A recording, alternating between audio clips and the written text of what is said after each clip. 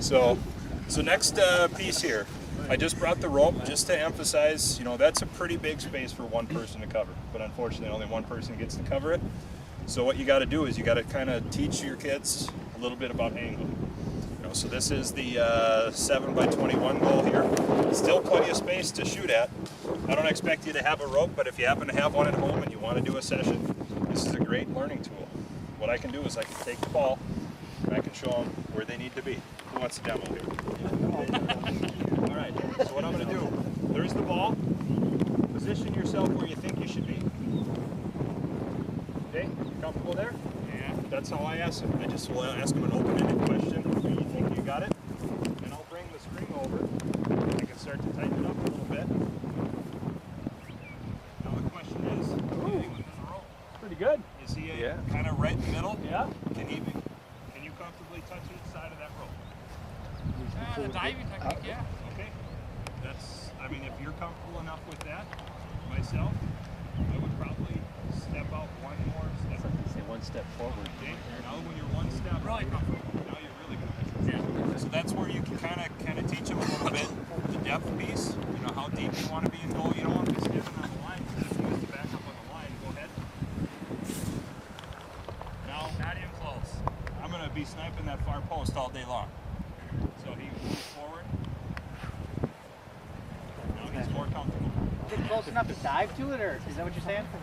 Ideally, if you don't have to dive, period, that's an even better situation. Stand in there once. Stand inside that rope once. Seriously, I use this for my forwards This too. works. If you Stand know inside already there. the situation, can you just take a hop step and touch each rope? Because you know how many kids dribble all the way up that edge Hop. when they go to sleep? And so You can hop step and not even have to dive anymore. Yeah. But now you back up one or two steps. Now you could find yourself in a situation where you might have to dive. It's stretching it there. It's stretching it, but you can probably get there. So, yeah, if you want What's to. wrong with them being right up here? And what did you say, bring it up closer? Okay. I mean, That's fine. is it because of the pass? I mean, No, obviously. well, yeah, you can get in there. Go ahead. Two things. One, Yeah. or you're out of position there, so you don't want to find yourself too far forward. You're going to have to be bringing your momentum forward to get even into that position, and then you might not be in that ready stance. So if you can find yourself as the play is going on, moving and manipulating, but I probably wouldn't play our youth players much beyond the 6-yard box. Don't limit them to say you have to stay in the 6-yard box, but I would probably not let them go too much beyond that. Good point. Okay. For the reason being is they get too far out, it just gets dished over and they got an easy target on range. Now, Shane, this might be a little more advanced for my U10s, but how long of a rope are you using? I mean, Yeah, this is just a 100-foot rope, okay. but the key thing is just to get them to visualize, I can't be right here. That's where my 3 girls, they all sit right there, and I'm trying to get them involved, but not too far, obviously, not out of this box. Exactly. You know, I can't. Try this. What you can always do is if you wanted another version to kind of teach them that during training, give them some visual cues. Take a cone.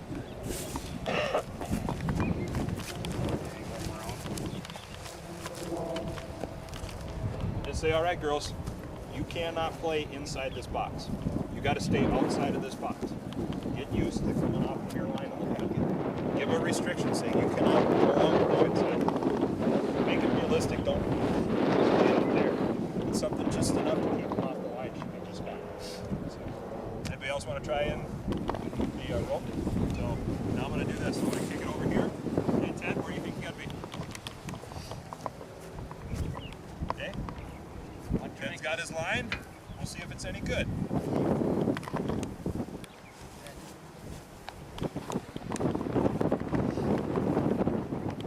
Okay. So now, tighten up the rope. Alright, I think Ted's nailed it. Myself personally, I would probably shade just a hair more over to your near post. Yeah. Yep. So, I mean, if anything, you got to guard your near post. Yeah.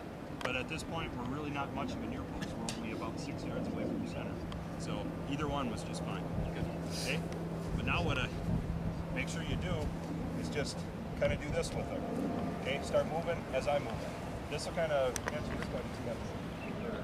Yeah.